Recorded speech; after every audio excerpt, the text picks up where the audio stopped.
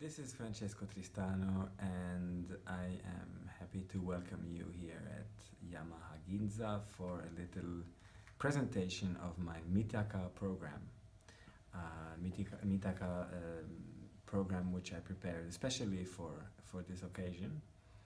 And it's got some new music and some exciting old music, and I would like to talk a little bit about this program and also invite you to the show and wish you a happy listening session. So we have a program around the dance form of the la Ciacona. And I've always thought that old music and new music have a lot of things in common. And I've been exploring these similarities over the past years. And this program for Mitaka is a new program. So there's going to be new pieces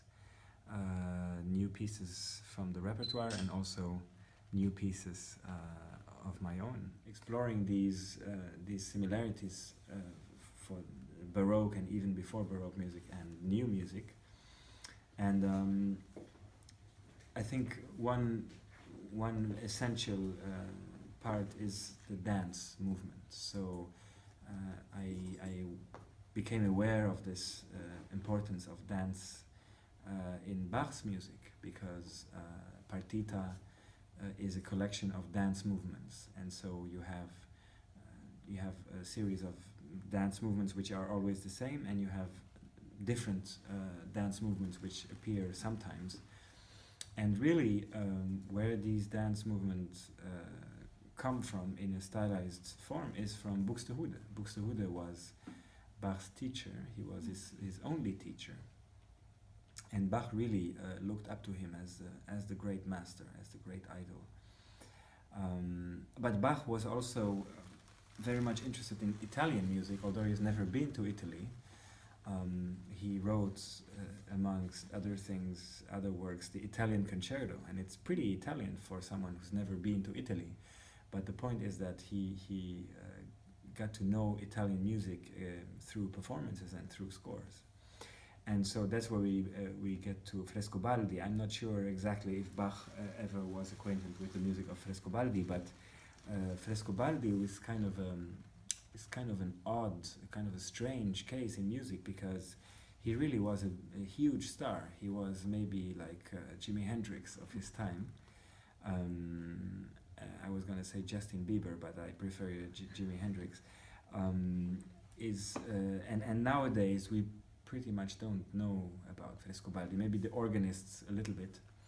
But Frescobaldi wrote some unbelievable music, very dissonant and very virtuosic and very crazy, actually, where the dance movements are maybe not as explicit, so they are more hidden inside the composition. We have to look for them.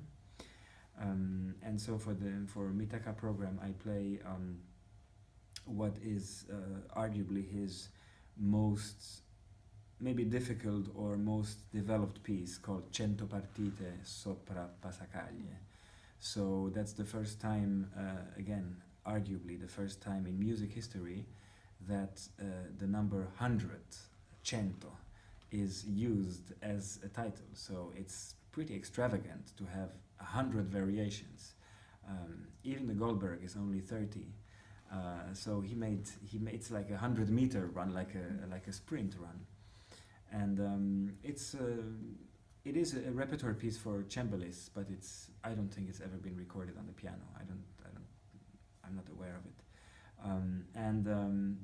So since the program was built around the Ciacona, I was looking for other Ciaconas by Frescobaldi, and I found this beautiful little Ciacon on La Follia.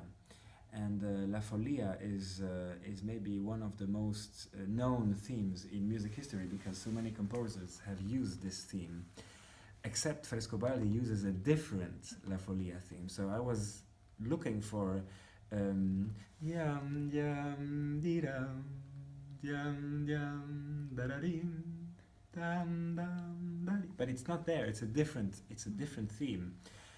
I think it's actually a better theme, and a pretty wild one in the harmonic sense. There's many strange harmonic shifts, and then to complete. So of course we have La Capricciosa, which is Buxtehude's big masterwork for the variation form or the Ciacona form, and to complete this, I've included some pieces of mine. And so one piece is going to be a premiere. It's going to be an opening piece for the program just before the Cento Partite. And this is something I like to do to kind of make, to create a context for the old music, because it's sometimes very difficult, or in fact impossible, to relate to in the world we live in. And you know, come on stage and start playing music that was written 500 years ago. It's kind of a shock. So I think it's nice to create a context of some contemporary sounds, but which point already towards the Cento Partite. And later in the program we have my own Ciacona, which is called Ground Bass. This is not the first time I played this in Japan. This is a piece I've been working on and writing on for maybe 20 years. So I keep changing it. I keep changing things. And we have a couple of short pieces from my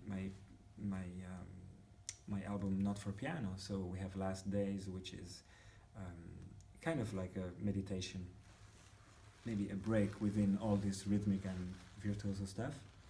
And we also have Barceloneta Trist, which is inspired by the city of Barcelona, of course, and in fact by the neighborhood of Barceloneta, which is where the beach is and where you can walk by the sea. So I think this program is, you know, I try every time to kind of tell a story in a program, and this story is definitely about the dance rhythm, the dance steps of the Ciacona. And the Ciacona in the Baroque sense was a rather fast dance, strangely. Now we think of the Ciacona as something really kind of slow. But so I think it's a very rhythmic program with a few exceptions where the rhythm just calms down a little bit. And I definitely hope that the audience, the public, makes some nice discoveries, because I think there's a few gems in this program which are not known in the piano repertoire. Thank you very much.